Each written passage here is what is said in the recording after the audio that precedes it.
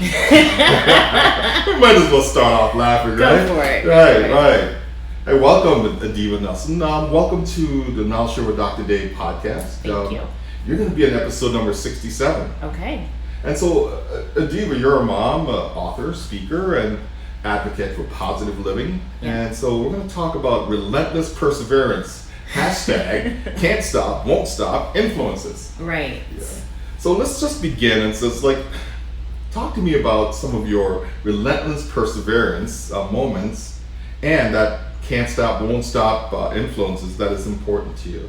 What does that look like? So there have actually been a lot of those relentless perseverance moments in my life. Some good, some not so good. Yeah. Because I'm stubborn. Yeah. And I kind of have that I get what I want, you can't stop me attitude. Right. So when you're a kid, that gets you into a lot of trouble. Certainly. So one thing I talk about in my TED Talk is skating. I used to skate a lot when I was a kid, and I wanted to skate down a hill. Hills are concrete and asphalt, especially in New York City. Yeah. Probably shouldn't do that, but that relentless perseverance, and he was like, I'm going to do it. And I did it. A lot of times did it very successful until I wasn't successful. Yeah. And ended up with scraped knees, raw inner thighs, raw calf. It was a mess. Yeah. So that's where relentless perseverance really didn't work in my favor. Okay. Relentless perseverance in 2012 meant that I was writing and having illustrated a children's book with no knowledge of how to do such a thing. Right. And I was going to publish it myself, having no knowledge about how to do such a thing. And I had literally $6 in the bank, maybe. Yeah. And used my tax returns to print the books and was just gonna do it. I didn't know what was gonna happen. I had an idea that I wanted it to be a big brand and eventually a household name and all these grand ideas. And it was gonna start there. And here I am now. What is this? 6 years after we published in 2013. And I've sold close to 4,000 books on my own. And I'm doing speaking and doing school workshops and all of that. So that's where can't stop, won't stop, relentless perseverance actually does work in your favor. So you are a resilient mind. Yeah. Right? Yeah. You got to look at it from that way. Definitely. Right? Definitely. So if someone ran into you in a coffee shop, how would you describe Adiba Nelson? You know, we're sitting there having coffee. So if I had to describe myself to someone else. Yeah. Oh wow. I would say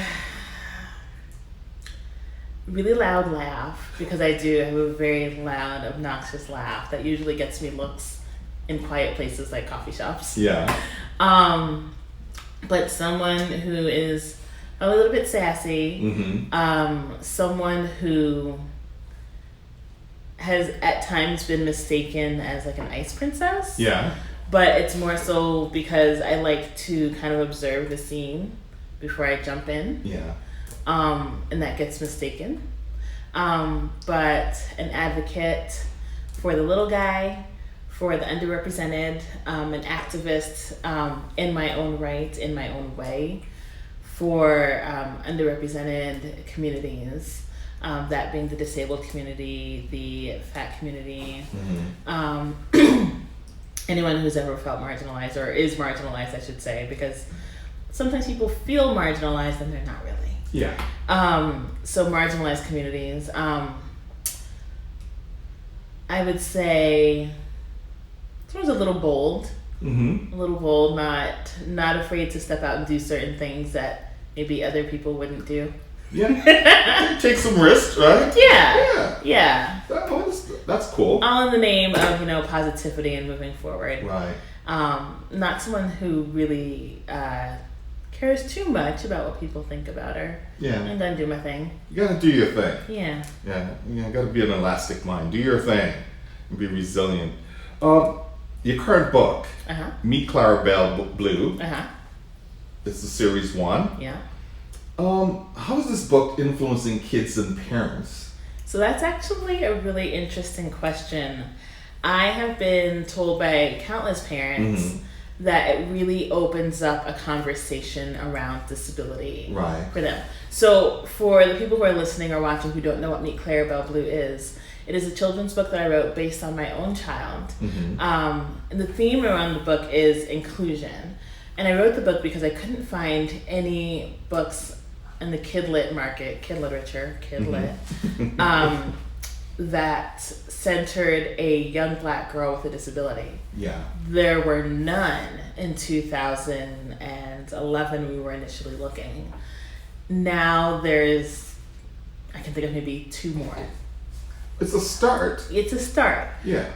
But in 2019, where there's 150 million kids worldwide that identify as having a disability, we're a little late to the game. Yeah. And so in 2011, I couldn't find anything, so I wrote this book, and it just intended it to be just for my kid. Ended up deciding to publish it and sell it on a grander scale. So it teaches kids that children, regardless of how they present in this world, are children nonetheless. Kids are kids are kids are kids are kids. We all want the same things. We all need the same things. Love, tenderness, play, friendship. And it's really, I used to think it wasn't autobiographical. It's not autobiographical from my standpoint, but it really is my daughter. Yeah. It's showing, things that we've done together, the silly ways that we play together. And it's the silly ways that she plays with her friends, which is how all kids play with their friends. Jump rope, tag, duck, duck, goose, playing pranks on their parents, trying to put their laundry away, volunteering in class. These are things that all kids do. And it shows that Clarabelle Blue literally is just like you. That's the tagline throughout the entire book. Nice. Clarabelle Blue is just like you. So kids, when I read the story to them, I always pause at different parts in the book where we talk about, Clarabelle Blue has 2 eyes. Who here has 2 eyes? Yeah. So we start immediately by identifying the similarities. And I show them, she's in a wheelchair, but she has 2 eyes. Do you? She has 2 legs. Do you? Yeah. And we go through. She likes to play duck, duck, goose. Who here likes to play duck, duck, goose? And so that's how we work it in with the kiddos. And then when the parents get the books home, it really opens up the door for them, because then they can have that conversation of, well, who do we know that has a disability? And do you think they'd want to play? How can we make play more fun for everybody? Yeah. And I've heard so many parents just really love it for that standpoint. Of course, they end up reading the book like 8,000 times because kids love it. Certainly. And that's not me tooting my horn. Like, parents have said to me, it is a favorite book of my kid. They will drag it with them everywhere. I know your book by heart. That is a good feeling, isn't it? I'm like, sorry, not sorry. Yeah. But it's such an important conversation that we have with children, because kids by nature are very self-centered. Yeah. That's just who they are, and it's very normal and natural. We have to teach them to look at the world around them, outside of them, and no one in this world is going to meet someone who's exactly like them all the time. So you have to prepare them to understand what the world around them looks like. When kids get to school, they're going to see kids that are different from them. Of course, yeah. And so how do we interact with kids that are different? And these are lessons that go from childhood up and through the rest of your life. Yeah. Recognizing differences and similarities, and seeing how we can come together and still be the same, and treat each other the same, treat each other with love and kindness. And so it kind of starts when they're young and just branches out from there, and that's how parents are using it. Nice. I bought a copy, just to let you know. Did you? Of course. I did not know I that. have to come and talk to you to have a copy. Yeah, I have to have a copy. Yeah. Talk to me about the recent article you had posted in the Washington Post, where it says, "Where are all the books for Black moms, and why is this discussion so important?" So I wrote the article out of frustration. I'm working on a mommy memoir. Yeah. And I don't know if you would know, because you're not a mom. I'm not a mom. But I'm a dad. You're a dad. And honestly, I've never really seen a daddy memoir, but I've never looked for a daddy memoir. I don't think we would write one. You should. Yeah, we probably should. I mean, there's a whole market that's untapped right there. Yeah. Just saying. Yeah. But for mommy memoirs, you can find books on drunk moms, funny moms, angry moms, tiger moms, but they're all written by white women. Yeah. So it's momming from this very white lens. Mm-hmm. And there's nothing wrong with that. That's Yeah. fine. But the world is not filled with just white moms. Of course, you need diversity. Right. And so I remember being pregnant and freaking out because there were so many weird things happening with my body. Yeah. I wasn't even really prepared to be pregnant to begin with. And I couldn't find anything that really spoke to the Black mom experience. Right. Or the Black mom to be experience, I should say. And then there were these things that I was experiencing after becoming a mom that I never found in the books that I was looking at. They weren't in the What to Expect When You Were Expecting book.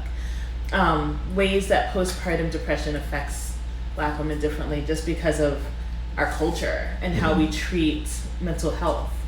And things that are happening in the family, dynamics that are a little bit different. And I couldn't find anything that spoke to any of that. And for me personally, I deal with a lot of things that other people would find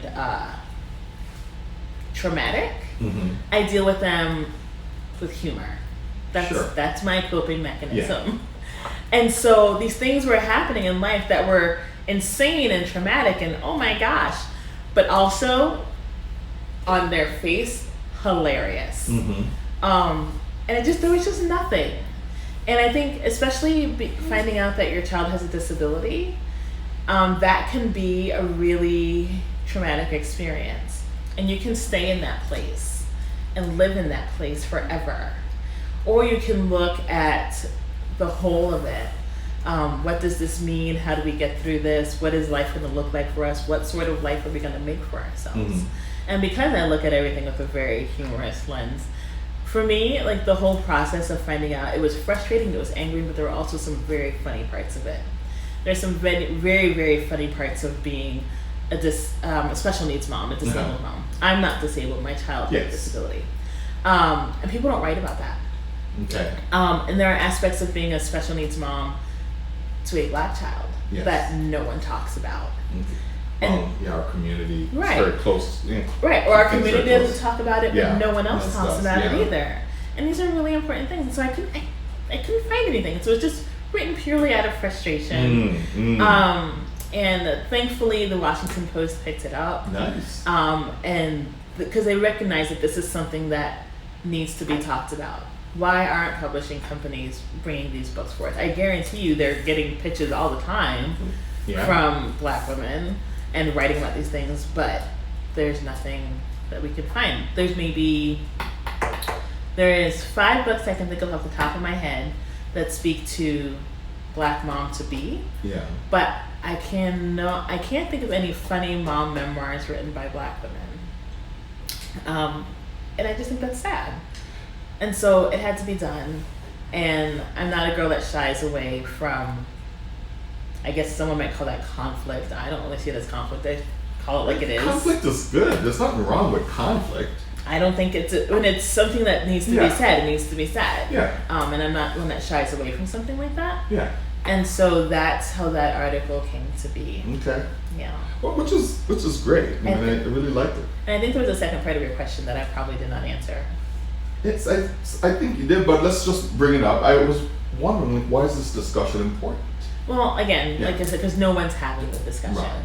And for too long, Black women have been left out of the equation. Mm-hmm. Yet we are such a huge part of the equation. Certainly. When it comes to trend setting, it's Mm-hmm. Black women. When it comes to making change, it's Black women. Yeah. When it comes to setting the tone for how things are going to be, it's typically Black women. But we're not considered when it comes to solving the problems. Our issues are not considered. So I think you have a rich opportunity here in terms of being able to self-publish. Perhaps you may create some guidance and help to do that? Because it's not an incredibly hard thing to do. No, it's a lot easier than people think. Really think. It's just you have to be organized and organized, disciplined. and Yes. and can't stop, won't stop. Yes. I mean, that's literally what it boils That's what it comes down to. Because there's the publishing of a book Yeah. and there's the selling of a book. Yes, the marketing and sales and all of that. Yes. And pause 1 second because mom life is really happening yes, right go ahead now. right now. Yes, my love. Can you wait a little bit? We're almost done. You're gonna wait, right? Thank you. Okay. So yeah, there's the publishing of a book, which is really the easy part. Yeah. It's the buying of the barcode. It's the getting the ISBN numbers. Yeah.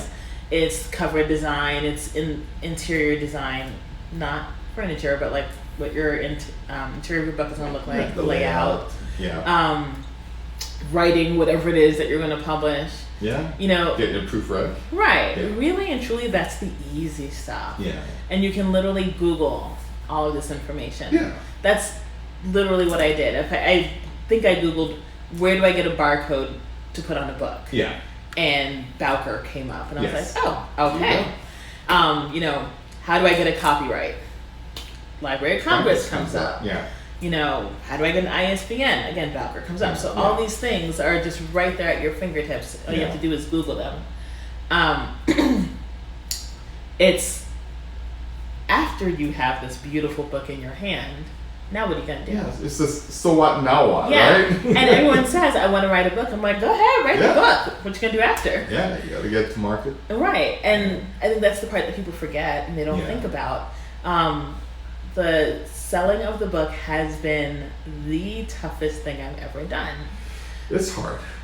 It is. I'm not, it's a business. Like the selling of the book is legitimately a business, and I am not naturally business inclined. Right. You know, I am creative minded. I am an idea girl. I am the implementing of an idea girl, but not on the business level. And so I have a business mentor who's like, have you done this? Have you done this? Have you done that? Right. So when I started back in 2013, I literally just had social media platforms. I didn't think further than that as far as how to sell the book. Right. That's not entirely true. I did connect with a local bookstore that I wanted to sell the book at and launch from there. But I hadn't thought about how to get it out on a more global scale. Certainly.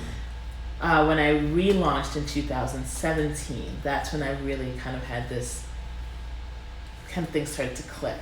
How do I really reach the masses? How do I really make this out there? That's when I started, first I started applying to do workshops at conferences. That's I started doing workshops at conferences and being a vendor. That was my first real foray into, I can actually really sell books this way. Yeah. I can really get my message out this way. And then through doing that came keynotes and then selling books that way. And then just word gets out and you keep building your social media platforms and post regularly. And that is my hard part is the social media aspect, because it's just me. I'm a one-man show, one-woman show. Yeah. You're a solopreneur. Yeah, There it's you just go. me. And I have, support as far as, when I travel for work, someone helps me with my daughter, my husband, or we have respite, things like that. But as far as the day-to-day ins and outs of the job, it's me. I do all the social media graphics. I do the posting. I do the scheduling. I'm the one reaching out to schools. Now, luckily, I have people reaching out to me. It's not so much cold calling from my end. Yeah. Which is a blessing. Man, that's hard of thinking, okay, who do I call today? Yeah. Who haven't I talked to yet? Yeah. Who do I have to follow up with? Right. Yeah. But social media is kind of the bane of my existence right now, because you do want to post every day or 3 times a week. Yeah. Sometimes more than once in a day. And as a mom, when you're trying to do mom life and wife life and self-care and run a business at the same time, it's really difficult. Things fall. Yeah, and that happens. But let's pivot and talk about more of a body positive conversation that you're having to help young women to kind of like quiet that critical voice, which just limits our ability to, life in full. Tell us more about your involvement in that movement. So I was really blessed in 2014 to meet Jess Baker, who is a local body positive activist. Yeah. She now kind of more so focuses on body autonomy, but is still very body positive in that nature. She was doing a photo shoot here in Tucson called Expose, where it photographed 96 women, all different races, ages, body types, orientations, religions, all of it, in nothing but a pair of black underwear, to show like these are all of our bodies and we all have the same parts and we're all beautiful. Yeah. And so I participated in that photo shoot, and that just kind of really changed everything. Well, the change had already started. I had been to a full-figured fashion show, and for Portland Fashion Week, I was working at Portland Fashion Week, and I was an assistant to one of the designers who was having his own runway show. Yeah. And that opened my eyes so much to the beauty of these women who literally looked like me. And I remember watching that show and just being moved to tears, because these gorgeous women who were full-figured and lush and round and dark-skinned and gap teeth, and they were just killing it on this runway, and I'd never seen anything more beautiful. And then I realized, like, it hit me all at one time, like, whoa, these women look like me. Yeah. So if I think they're beautiful and they literally look like me, why don't I think I'm beautiful? Certainly, yeah. It was such a mind shift, and I came back from there just changed.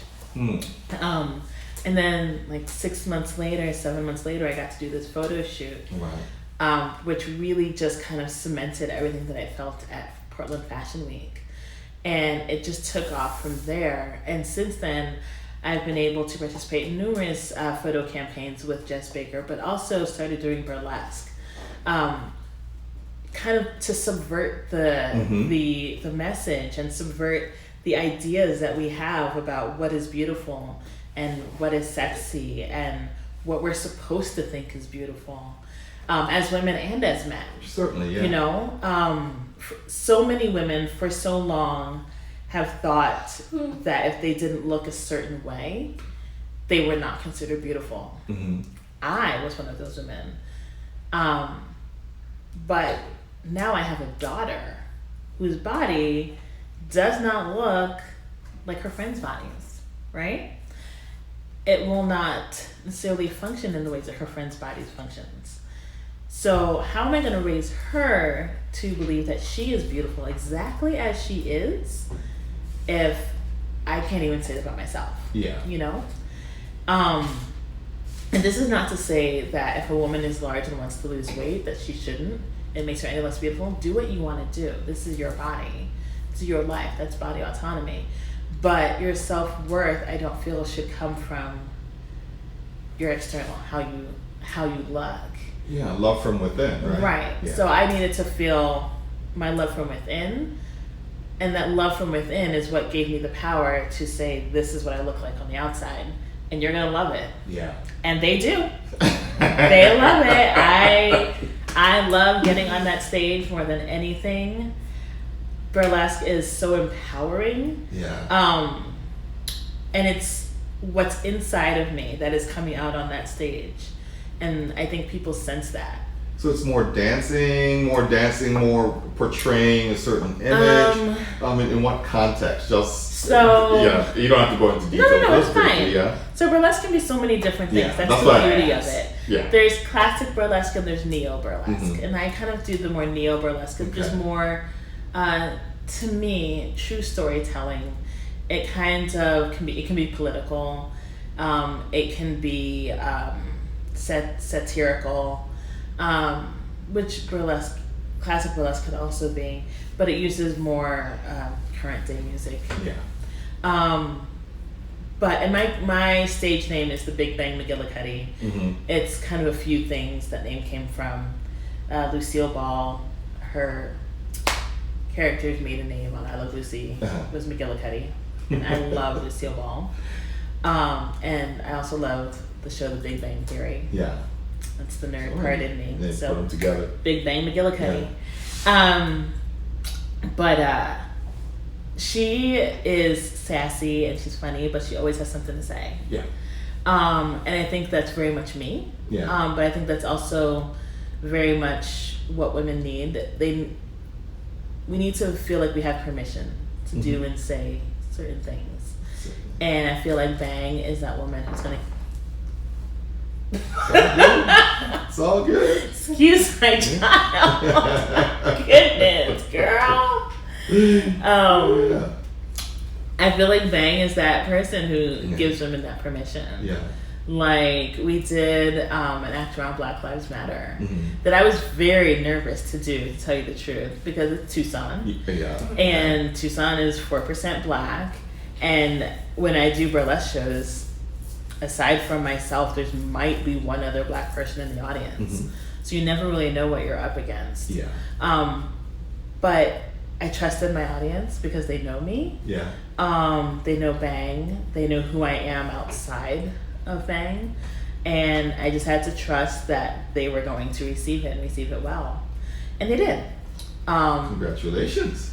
But I was we had conversations before we even did the routine, before we started practicing the routine. It was a group routine, and I told the girls right straight up, I said, this is a Black-centered act, and it is around Black Lives Matter, and we are highlighting the men and women that have been killed by police violence. Yeah. And if this is not something that you feel like you can support, no offense, but leave. Yeah. And I won't hate you for it, but it just tells me where you stand. But you are not centered in this. This is not about you. This is about Black Lives Matter. And they all knew it, and they were fine with it. It was about 7 of us. And it was probably one of the best performances that we'd ever had. But I've also done pieces about, cheating husbands. Not that my husband cheated. He did not cheat. But as women, we've all been in that experience, and we've all had this idea of like what we would do if we found out. Yeah. I've done pieces spotlighting both parts of my heritage, the Puerto Rican side and the Black side. So there's a lot of different areas that I can go into, but it all speaks to the positive woman experience and being comfortable in that skin that you're in. Yeah. And it's okay to, be big and Black and bold and sexy and funny. We have that permission. And it's also okay to be big and Black and bold and angry. We have that permission too. We have every right to both of those. Talk to me about what's the next big pursuit that will fill Adiba Nelson? What's the thing that's just going to fill you up and make you feel like, yeah. There's things happening in the background. Okay. And I can't really divulge. Okay. But there are things that are happening that, if they come to fruition, when they come to fruition. Yes, not if. That will, wow. Nice. That's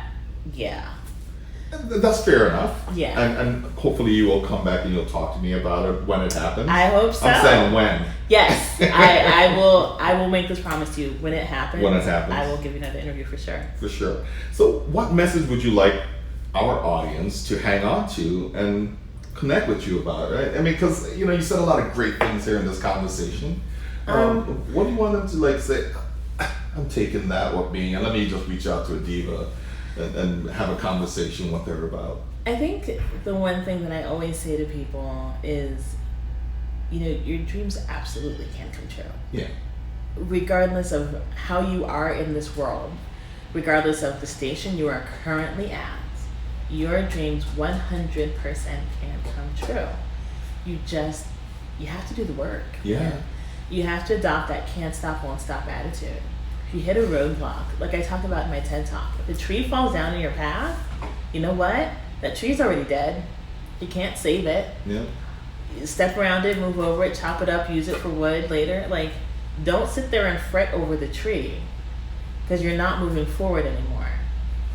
Go around the tree, go over the tree, chop it up and use it for later. Keep going. Regardless of what happens, keep going. Yeah. Because there are so many times where I could have and should have stopped. But I'm stubborn. I'm a Scorpio. Yeah. I get what I want. You do the work. I do the work. You do the work. And it's hard. Oh, it's so hard, but it's worth it. It's so worth it in the end.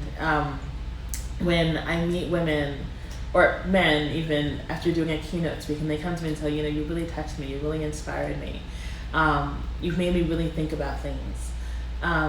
Those are the moments, you know. Or when I'm doing a story time with kids, and kids say to me, I can play with anyone because we're all the same. Yeah. Like, you get it.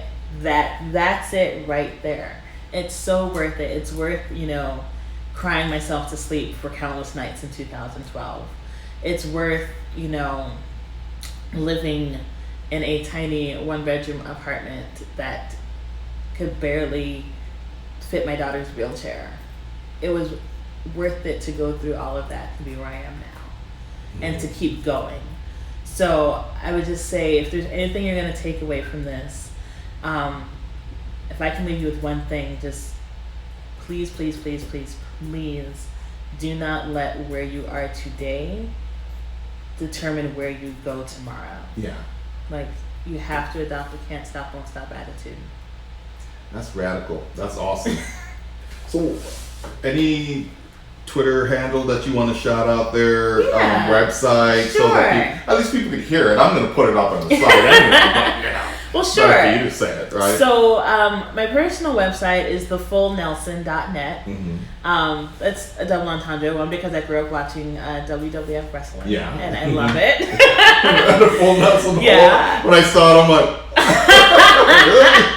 But I also love to eat, so I'm always full. That too, yeah. And I'm a full-figured girl. Yeah. So thefullnelson.net is my personal website where you can find burlesque information. You can find my public speaking dates. Nice. You can read articles that I've written. All of that is there. You can also email me from there.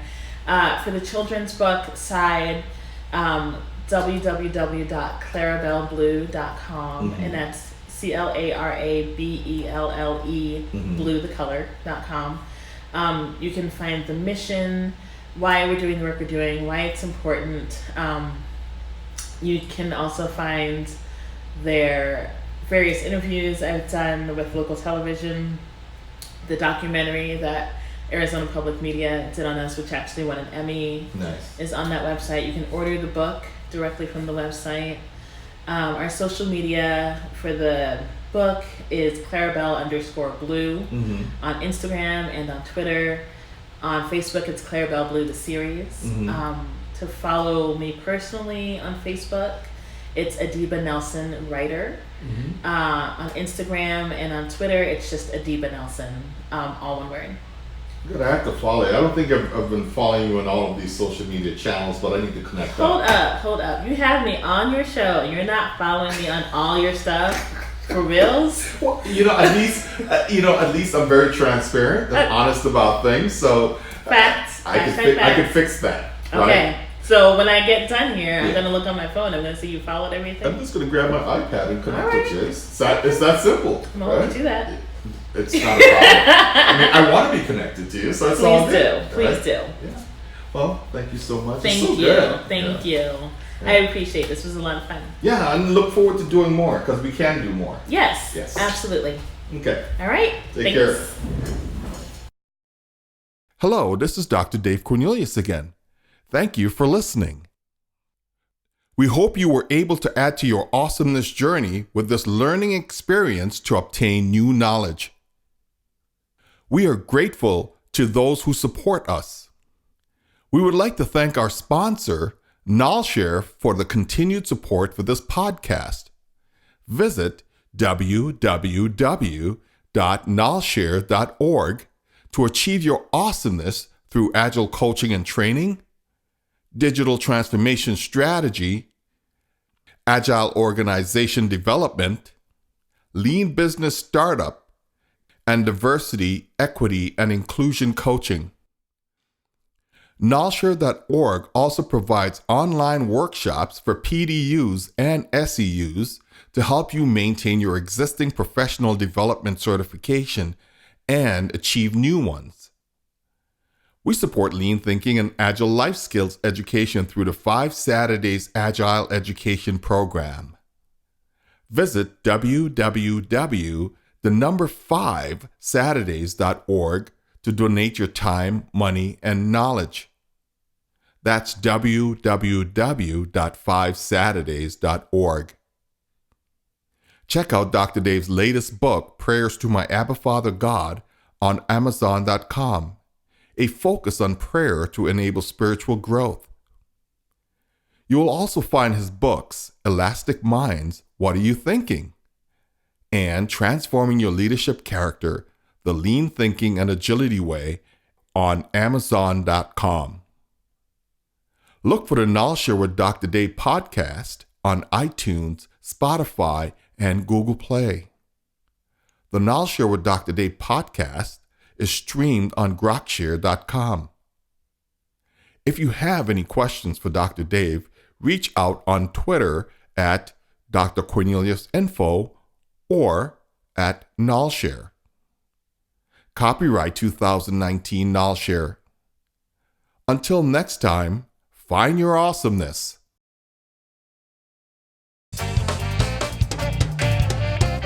Psychedelic feelings, I can't please myself. Changes in my visions running wild in my head.